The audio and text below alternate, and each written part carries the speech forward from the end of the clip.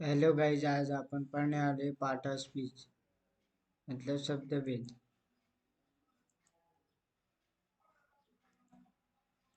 शब्द भेद क्या होते हैं? वाक्य में शब्दों के सही प्रयोग को समझने के लिए उन्हें 8 वर्गों में वर्गीकृत किया गया है, जिन्हें शब्द भेद कहते हैं। Each word in a sentence is given a name. Example part of speech में हम पढ़ने वाले noun, pronoun, adjective etcetera. These words are categorized in 8 categories which are called the part of speech. पहला है नाउन। नाउन मतलब क्या है? संज्ञा।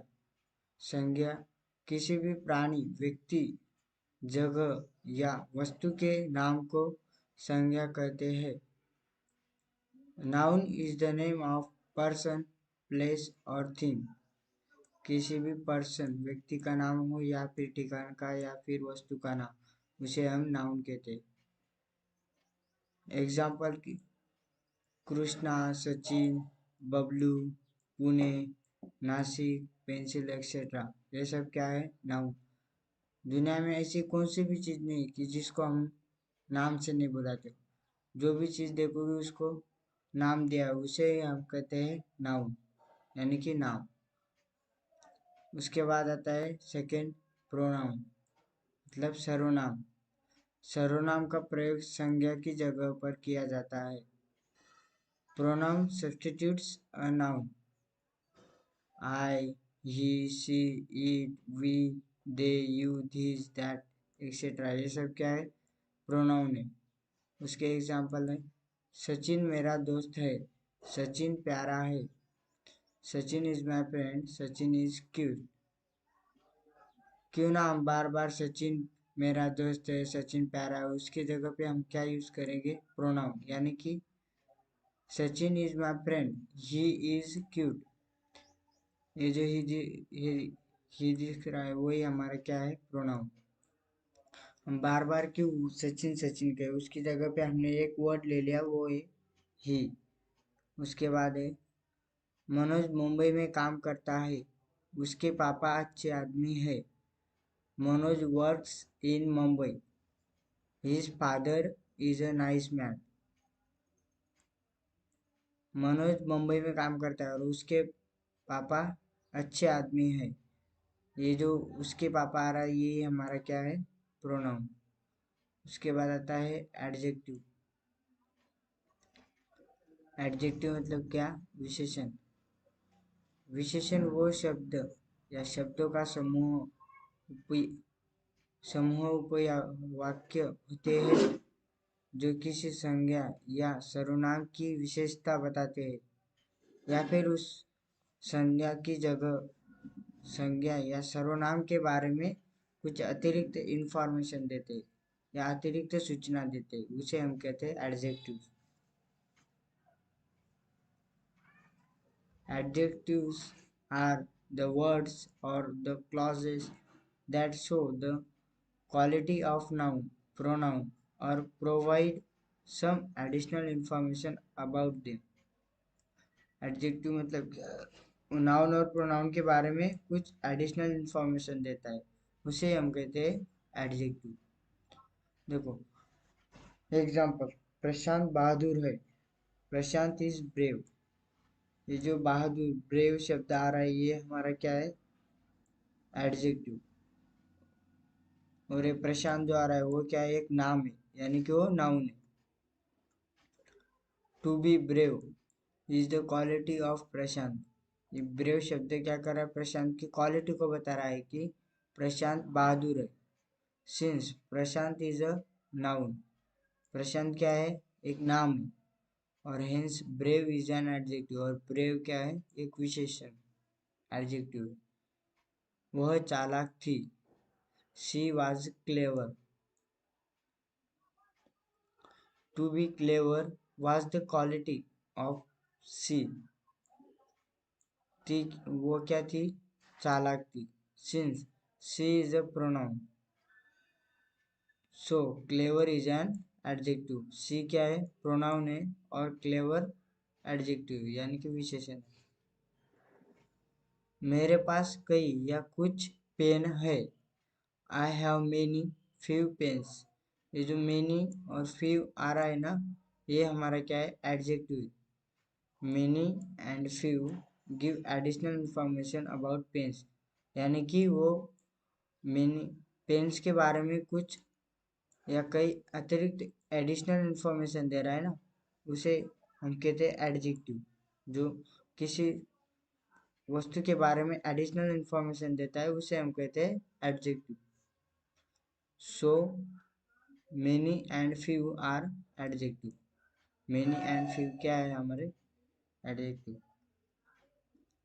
उसके बाद आता है 4 नंबर पे वर्ब। क्रिया वह है जिसके माध्यम से सब्जेक्ट कर्ता के कार्य या अवस्था स्थिति की जानकारी मिलती है। Verb describe the action of the state of the subject. Verb क्या है, वर्ब वो है जो कर्ता के अवस्था या स्थिति की जानकारी मिलती है, उसे उसे हम कहते हैं वर्ब। ये आपको तब डिटेल में कब समझ में आएगा, जब हम वर्ब के चैप्टर में डिटेल में समझेंगे, तब आपको वर्ब समझ में आएगा अच्छे से। Rohit is playing. रोहित खेल रहा है। Rohit is 8 months old. Rohit 8 महीने का है। Rohit was 8 months old. Rohit 8 महीने का था। और Rohit will be 8 months old. Rohit 8 महीने का होगा। अब देखो यहाँ पे क्या बता रहा है कि रोहित इज प्लेइंग। रोहित खेल रहा है। कब खेल रहा है, अभी खेल रहा है, यानी कि प्रेजेंट में वो खेल रहा है। उसके बाद है Rohit was 8 months old. Rohit was 8 months old, यानी कि रोहित 8 महीने का था। यानी कि किस किस टेंस की बात हो रही है, पास्ट टेंस की बात हो रही है, और ये प्रेजेंट की। और ये Rohit will be 8 months old. Rohit 8 महीने का होगा, यानी कि ये फ्यूचर की बात हो रही है।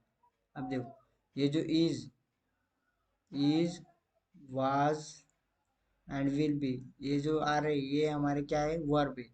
ये हेल्पिंग वर्ब है क्या, मॉडल वर्ब है। ये हम वर्ब चैप्टर में डिटेल में पढ़ेंगे कि उसके बाद आता है एडवर्ब, क्रिया विशेषण।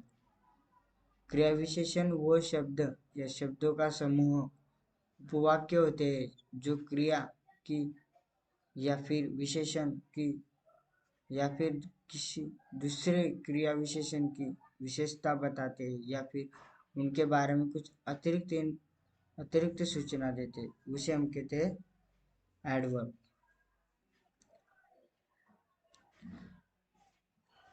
क्रिया विशेषण क्या होते हैं कि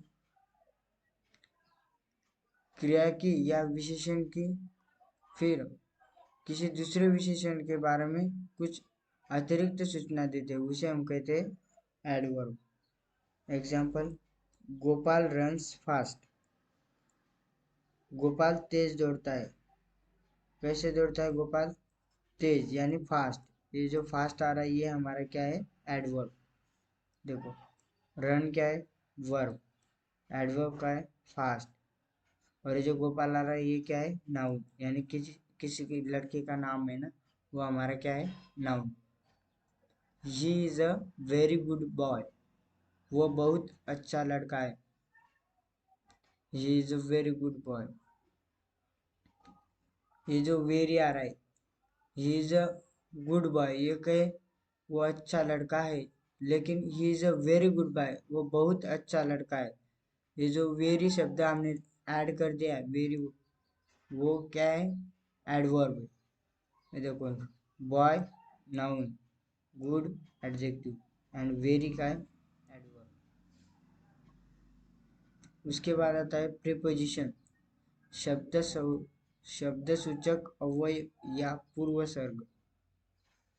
पूर्वसर्ग वह शब्द या शब्दों का समूह है जो किसी संज्ञा या सर्वनाम और वाक्य के दूसरे भाग के बीच के संबंध को दर्शाता है। आमतौर पर उसे संज्ञा या सर्वनाम से पहले स्थिति किया जाता है। है। Preposition is the word or group of words that is generally placed before a noun or a pronoun, to express its relation with other part of the sentence.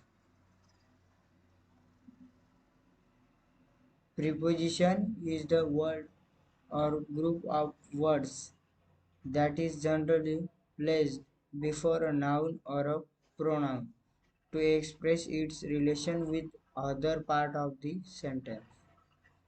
Example: in, into, on, onto, for, with, within, at, through, etc. Preposition कई तरह के होते हैं, लेकिन हम ये बहुत ही कम देख लिया। हम जब उस पर हम अच्छी तरह से प्रीपोजिशन के एग्जाम्पल, कई कई तरह के प्रीपोजिशन रहते हैं, उसे हम देखेंगे डिटेल में।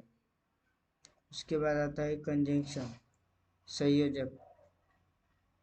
यह दो शब्द या वाक्यों को जोड़ देते हैं, उससे वाक्य छोटा हो जाता है बिना अर्थ बदले। Conjunction is the word or set of words that connects two words or sentence or used to coordinate words in the same clause. It shortens the sentence without a change in meaning or sense. बिना meaning के वो word change कर देता है। कौन? Conjunction. Example: Amit is your friend and Aman is your friend. हम क्यों बार बार अमन अमित बोले, उसके बदले हम क्या जोड़ देंगे? And. Amit and Aman are your friends. उसके बाद Amit as well as Aman is your friends. ये जो as well as and are I and और एज वेल एज, ये हमारा क्या है? कंजंक्शन। क्या है? कंजंक्शन। और तरह के कंजंक्शन हम उनके चैप्टर में पढ़ेंगे कि कौन कौन से कंजंक्शन रहते हैं। उसके बाद आता है इंटरजेक्शन, विस्मयादि बोधक। Interjection are used to express sudden feelings or emotions that originate due to sudden joy, grief, surprise, approval, etc. Such words or phrases are followed by an exclamation mark. Expression of joy। देखो हम कभी भी हमें खुशी मिल जाती है, Joy मिल जाता है। ग्रेट, हम कहते हैं great, wow, thanks a lot, etcetera. Expression of grief. Grief का मतलब क्या होता है कि दुखी होना। हम कभी भी दुख हो जाते हैं ना, उसे कहते हैं ग्रीफ।